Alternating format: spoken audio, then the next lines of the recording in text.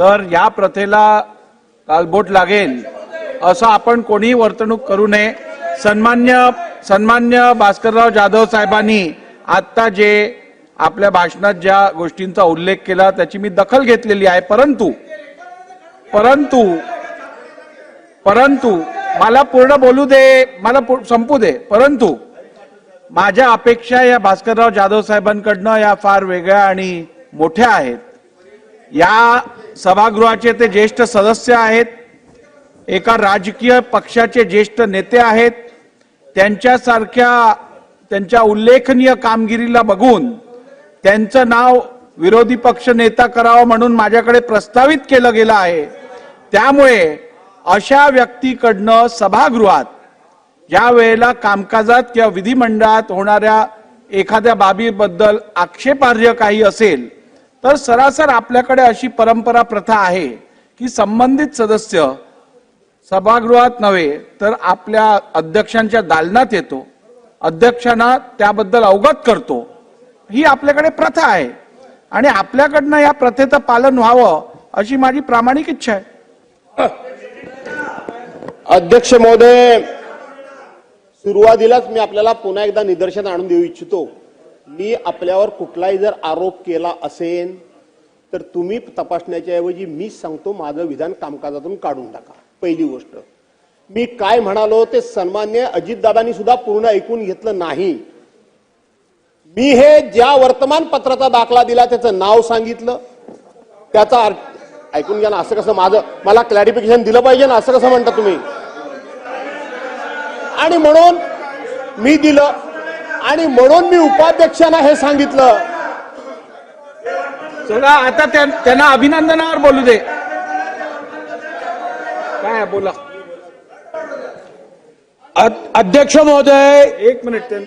अध्यक्ष महोदय, सभागृहामध्ये उपाध्यक्षाची निवड झाली आहे। त्यांच्या अभिनंदनाच्या प्रस्तावावर भाष्य लोक करतायत।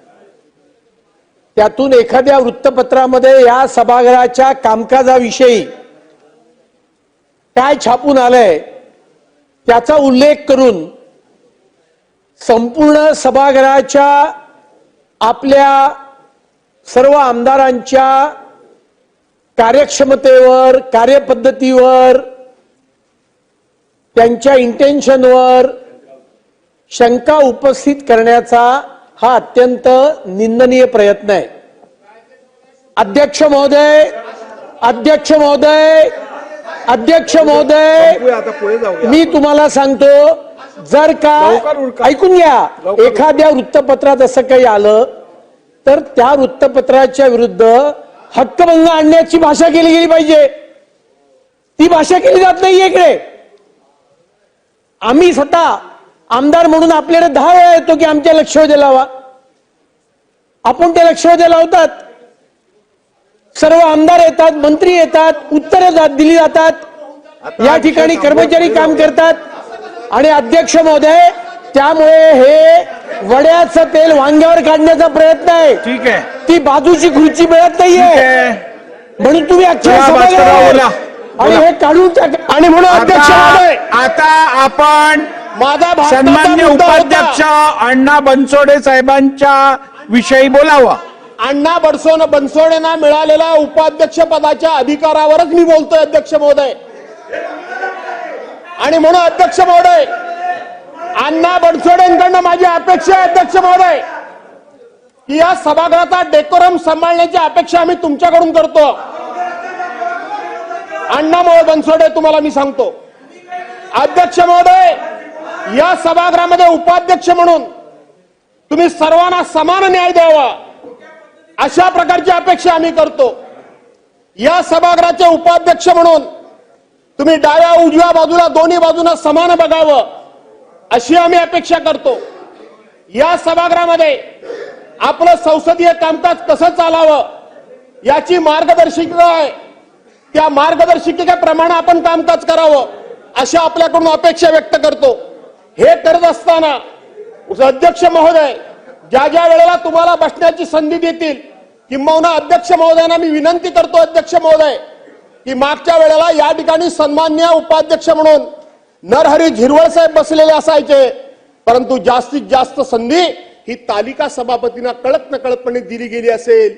मला असं वाटतं ज्या वेळेला आपण नसाल आणि त्या वेळेला उपाध्यक्षांना सुद्धा आपण जास्तीत जास्त संधी द्यावी. अध्यक्षांनी घेतलेल्या निर्णयांवरती सभागृहात चर्चा करणं किती योग्य आहे हे मला वाटतं मी भास्कररावांना समजवायची गरज नाही.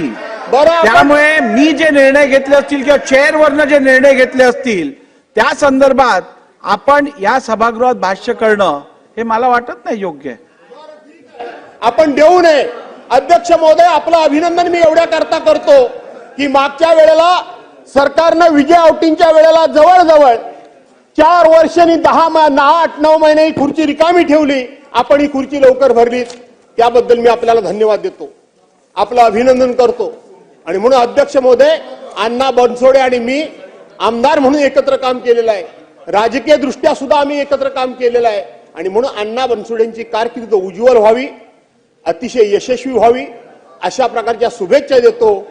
आणि पलीकडून राजकीय टिप्पाटिप्पणी झाली म्हणून मला थोडी संधी द्या म्हणून आपल्याला सांगितलं, आपण तीही दिलीत उदार अंतःकरणानं, त्याबद्दल आपलेही धन्यवाद या ठिकाणी व्यक्त करून या ठिकाणी अण्णा बनसोडेंचं पुन्हा एकदा शुभेच्छा देतो. आणि सभागृहातली सहनशीलता किती संपलेली आहे, विरोधी पक्षाचा विचार ऐकून घेण्याची सुद्धा क्षमता यांच्यामध्ये नाही, याचं प्रदर्शन संपूर्ण महाराष्ट्राला आपण घडवून दिलं, त्याबद्दल आपल्या सर्वांना धन्यवाद देतो आणि आपल्या सर्वांची रजा घेतो.